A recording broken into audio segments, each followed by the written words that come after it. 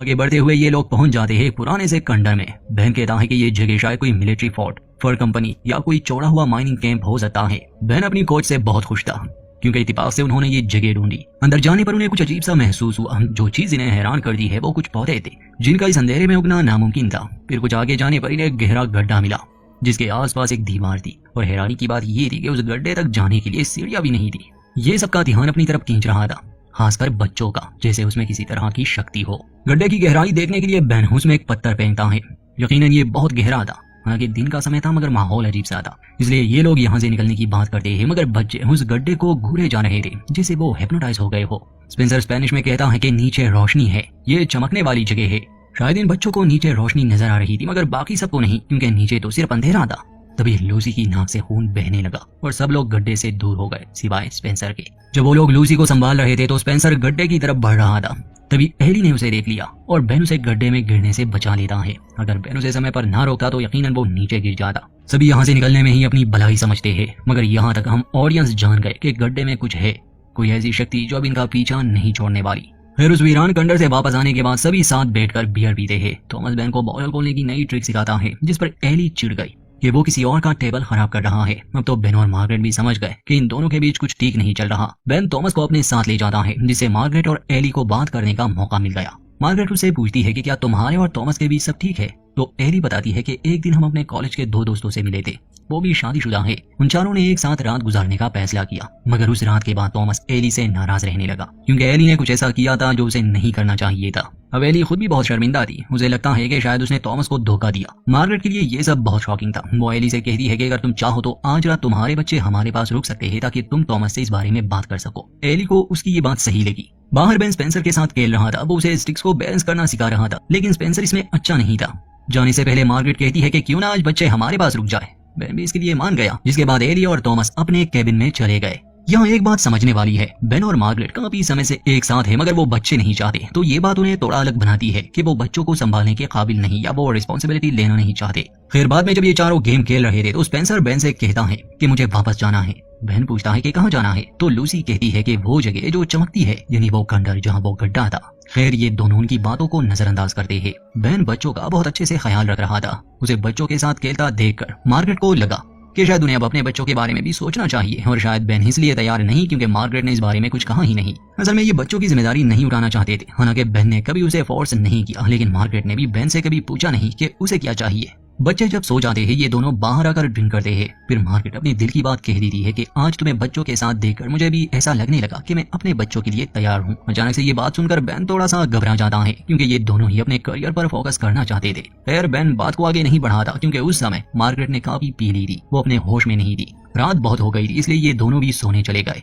अगली सुबह मार्गरेट बच्चों को देखने जाती है, लेकिन बच्चे अपने कमरे में थे ही नहीं। मार्गरेट उन्हें हर जगह ढूंढने लगी मगर वो गायब थे। ये दोनों बहुत घबरा गए क्योंकि बच्चों को संभालने की जिम्मेदारी इनकी थी। तब बेन को याद आता है कि स्पेंसर ने उस खंडर और उस गड्ढे का जिक्र किया था, इसलिए बेन उन्हें ढूंढने निकल जाता है। उसने मार्गरेट को वहीं रुकने के लिए कहा। खंडर में पहुंचकर बेन देखता है कि वो दोनों उस गड्ढे के पास खड़े थे। बेन उन्हें वापस चलने को कहता है, लेकिन बच्चे उसकी बात नहीं सुनते और फिर वो दोनों उस गड्ढे में कूद जाते हैं। ये देखकर बेन के तो होश उड़ गए। उसे तो कुछ समझ ही नहीं आता कि आखिर ये हुआ क्या। जब वो केबिन की तरफ लौट रहा था तो मार्गरेट उसे कॉल करती है। वो उसे कुछ बता पाई इससे पहले ही मार्गरेट कहती है कि बच्चे मिल गए, वो अपने माता पिता के साथ है। बच्चों को देखकर बेन को अपनी आंखों पर विश्वास नहीं हो रहा था क्योंकि उसने गड्ढे में उन दोनों की लाशें तक देख ली थी। उसे पूरा यकीन था कि ना तो वो कोई सपना था ना कोई हेल्यूसिनेशन। मार्गरेट देखती है कि एली और थॉमस एक दूसरे के करीब आ चुके हैं, जिसे उसे काफी अच्छा लगा कि अब उनकी सुलह हो चुकी है। बेन घबराया हुआ था, वो उन बच्चों को देख रहा था। बच्चे अजीब सा बर्ताव कर रहे थे, खेल रहे थे, कूद रहे थे। एली मजाक में पूछती है कि तुमने इन दोनों को क्या खिलाया है, ये तो तकने का नाम ही नहीं ले रहे। बेन उन्हें घूर रहा था तो लूसी तेज आवाज में अपनी माँ से पूछती है कि अंकल बेन उन्हें क्यों घूर रहे हैं, जिसे वो सबके सामने शर्मिंदा हुआ। बेन अंदर जाकर अपना मुंह धोता है। मुझे यकीन था कि उसने जो देखा वो सच है। वो बच्चों के पास जाकर उनसे कुछ सवाल पूछता है, जैसे आज सुबह क्या हुआ, वो दोनों उस खंडर में गए थे या नहीं, मगर वो घुमा फिराकर जवाब दे रहे थे। उनकी बातें बच्चों की तरह नहीं लग रही थी, जैसे अचानक से ये बच्चे बदल गए हो। ये बिल्कुल मैच्योर लग रहे थे बातों से। स्पेंसर वहां पड़े कीड़ों को कुचल रहा था और वो दोनों आपस में एक अजीब सी भाषा में बात भी कर रहे थे। लूसी बेन को एक फूल देकर कहती है कि इसे अपने चेहरे के साथ लगा के रखो, फिर मैं तुम्हें सच बताऊंगी। मजबूरन बेन को उसकी बात माननी पड़ी। तब लूसी कहती है कि तुम्हारा भी कोई राज है, क्या तुम वो बताना चाहोगे। बेन को उसकी बातें बहुत अजीब लगी। तभी वो देखता है कि स्पेंसर उन स्टिक्स के साथ खेल रहा था, जबकि कल तक वो उन्हें ठीक से पकड़ भी नहीं पा रहा था, और फिर उन दोनों की नाक से खून आता है। इस सबसे बेन और भी घबरा गया। इन बच्चों में काफी शक्ति भी आ गई थी। इनकी उम्र के हिसाब से वो बहुत ज्यादा थी। जैसे स्पेंसर एक भारी भरकम पत्थर को एक ही हाथ में दूर फेंक देता है। मार्गरेट समझ गई कि बेन के साथ कुछ तो गड़बड़ है, इसलिए वो उससे पूछने जाती है। बेन बताना तो नहीं चाहता था, मगर इन बच्चों का अजीब सा बर्ताव देखकर उसे सच बताना ही पड़ा। वो मार्गरेट से कहता है कि तुम्हें मेरी बात पर विश्वास नहीं होगा, मगर आज सुबह जब मैं इन बच्चों को ढूंढने गया था तो ये मुझे खंडर में मिले। मेरी नजरों के सामने ही ये उस गड्ढे में कूद गए और नीचे इनकी लाशें पड़ी थी। ये सब मैंने अपनी आंखों से देखा। ये वो बच्चे नहीं है, शायद ये कोई और है। अब मार्गरेट को कहां उसकी बातों पर विश्वास था। दिल ही दिल में अब उसे ये लगने लगा कि कल रात जब मैंने बच्चों की बात की तो इसका बर्ताव अचानक से बदल गया। फिर वो बहन को समझाती है कि तुमने जो भी देखा वो सच नहीं था, वो तुम्हारा भ्रम था। तुम घबरा गए थे जब बच्चे हमें नहीं मिले, शायद इसकी वजह रात की ड्रिंक्स हो। तुम्हें आराम करना चाहिए। बेन उसकी बात मान गया, कहता है कि शायद तुम ठीक कह रही हो। उसके जाने के बाद बेन अपने मेडिसिन लेता है और यहाँ हमें पता चला कि शायद बेन किसी मेंटल इलनेस से लड़ रहा है, जिसके लिए उसे दवा लेनी पड़ती है। तो हो सकता है अभी तक हमने जो भी देखा वो सच नहीं हो, शायद ये सब बेन के दिमाग में चल रहा हो, मगर सच क्या है ये तो आगे पता चलेगा। खैर वो अपने केबिन में गया, मगर बच्चे उसे वहाँ भी परेशान करने आ गए। उसे डराने लगे। बेन को इन बच्चों से अब डर लग रहा था, क्योंकि उनकी हरकतें बहुत अजीब थी। बेन उससे पूछता है कि तुम यहाँ क्यों आए हो, तो लूसी कहती है कि हम तो तुम्हारे साथ खेल खेलना चाहते हैं। तभी स्पेंसर शीशे पर एक अजीब सा स्माइली बनाता है और अगले ही लम्हे वो दोनों गायब थे। बेन बाहर जाकर देखता है तो स्पेंसर और लूसी खेल रहे थे। बेन उनकी हरकतों से परेशान हो गया था, जैसे लूसी मार्गरेट को मारने का नाटक करती है और स्पेंसर जब उसे चिप्स देने वाला था तो उसमें कीड़े थे। बेन का ये अजीब सा बर्ताव बाकियों को अपनी तरफ आकर्षित करता है। तब लूसी अपने पिता के लिए एक बियर बोलती है। बेन देखता है कि स्पेंसर के हाथ में उसकी दवा वाली बोतल है। उसे लगता है कि शायद वो दोनों थॉमस को ओवरडोज देना चाहते हैं, इसलिए वो स्पेंसर के हाथ से दवा छीनकर उस पर चिल्लाता है। उसका ये बर्ताव थॉमस और एली बर्दाश्त नहीं करते। तब बेन उन्हें सच बताने का फैसला करता है। वो कहता है कि तुम्हारे बच्चे सुबह सुबह वीरान खंडर में गए थे। मैंने अपनी आंखों से देखा था कैसे दोनों उस गड्ढे में कूद गए। मैंने उनकी लाशें देखी। इस बात पर थॉमस और एली भड़क जाते हैं कि वो दोनों इतने गैर जिम्मेदार कैसे हो सकते हैं। मार्गरेट उन्हें समझाने की कोशिश करती है, लेकिन बात बिगड़ गई। एली कहती है कि तुम्हारे अपने बच्चे नहीं, तो इसका मतलब ये नहीं कि तुम इतनी लापरवाही दिखाओ। इस पर बहन भड़क जाता है। वो कहता है कि अगर तुम्हें अपने बच्चों की इतनी ही परवाह थी तो उन्हें अपने साथ रखते, लेकिन तुम दोनों को तो अपनी शादी बचानी थी।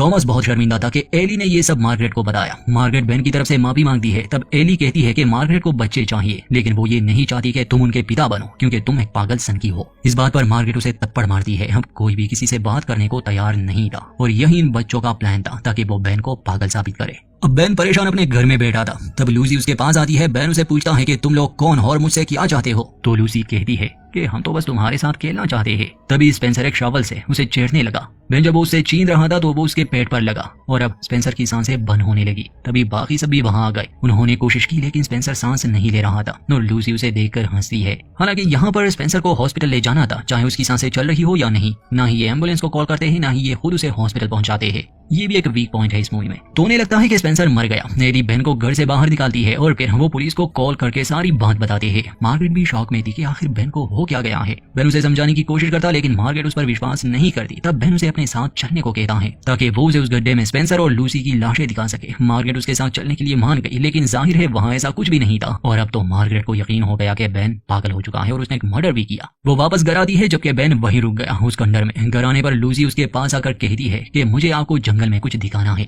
मार्गरेट उसके साथ जाती से पहले ही थॉमस वहां गया। वो मार्गरेट को लूसी से दूर रहने के लिए कहता है। तब लूसी थॉमस को अपने साथ जंगल में ले गई और मार्गरेट घर के अंदर जाती है। अंदर एली सदमे में थी। तभी स्पेंसर अपनी आंखें खोलता है, क्योंकि वो सिर्फ मरने का नाटक कर रहा था। मार्गरेट एली को ढूंढ रही थी, लेकिन अंदर कोई नहीं था। मार्गरेट एली के कमरे में गई, जहाँ उसे कीड़ों की आवाजें सुनाई थी और फिर उसे नजर आई एली, जो कि घायल थी। उसे इस हालत में देखकर मार्गरेट काफी डर जाती है और उसकी आंखों के सामने ही वो दम तोड़ गई। बेन ने जो बातें कही थी अब मार्गरेट को समझ आने लगी। वो खुद को संभाल पाई इससे पहले ही स्पेंसर उसके सामने आ गया, जिसकी आंखें चमक रही थी और वो कीड़ों जैसी आवाजें निकाल रहा था। स्पेंसर उसकी तरफ भागता है, लेकिन मार्गरेट ने जल्दी से दरवाजा बंद कर दिया। तभी लूसी भी घर के अंदर आ गई। उसे देखकर मार्गरेट चुप जाती है। लूसी मार्गरेट का साया देखती है, जो किसी उड़ने वाले जीव की तरह था। इन दोनों से बचकर मार्गरेट घर से बाहर तो निकली। यहाँ पर फिल्म का एक और वीक पॉइंट है। थॉमस ने पुलिस को अपने बेटे के मर्डर के बारे में बता दिया था। इसका मतलब कि अब तक यहाँ पुलिस फोर्स पहुंचनी चाहिए थी, मगर यहाँ सिर्फ एक पुलिस ऑफिसर, जैसे वो इन बातों को सीरियस नहीं लेते, या फिर डायरेक्टर के पास इतने पैसे ही नहीं थे। खैर मार्गरेट उसे सब बताने की कोशिश करती है, मगर उसे विश्वास नहीं था।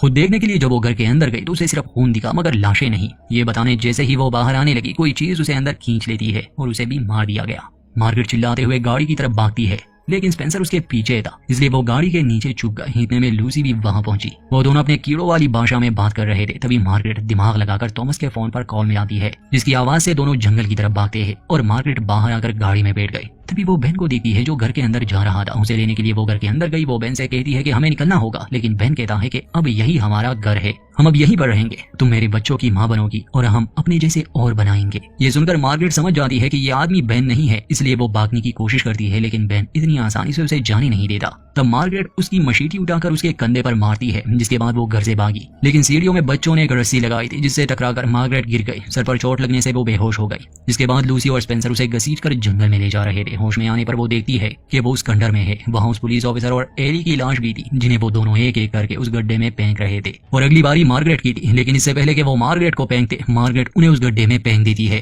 अब किसी तरह वो घर वापस आ गई। वो गाड़ी लेकर निकलने वाली थी कि तभी बेन फिर से उसके सामने आ गया। मार्गरेट बेनती करती है कि मुझे जाने दो। अब बेन उस पर हमला करे इससे पहले ही जख्मी थॉमस वहां आकर उसे दबोच लेता है और मार्गरेट को भागने के लिए कहता है। मौके का फायदा उठाकर मार्गरेट वहां से निकल गई। वो तेजी से गाड़ी चलाकर वहां से तो दूर चली गई, लेकिन एक जगह पहुंचकर उसने गाड़ी रोक दी। वो बहुत रोती है। उसे यकीन नहीं आता कि उसने बेन और अपने दोस्तों को खो दिया, वो भी एक ही रात में। तभी वो देखती है कि उसके सामने बेन, स्पेंसर और लूसी खड़े थे। अब आप सोच रहे होंगे कि ये तीनों इतनी जल्दी वहां कैसे पहुंच गए। तो दरअसल ये तीनों कोई इंसान नहीं बल्कि एक एलियन प्रजाति है जो उड़ सकती है, इसलिए ये तीनों इतनी जल्दी मार्गरेट तक पहुंच गए। खैर उन तीनों ने एक दूसरे के हाथ पकड़े हुए थे। वो चाहते थे कि मार्गरेट भी उनका साथ दे, लेकिन मार्गरेट खुद को संभालती है। वो जानती थी कि ये उसका पति नहीं, इसलिए वो गाड़ी स्टार्ट करके तेजी से उनकी तरफ बढ़ती है। और इसी सीन के साथ फिल्म का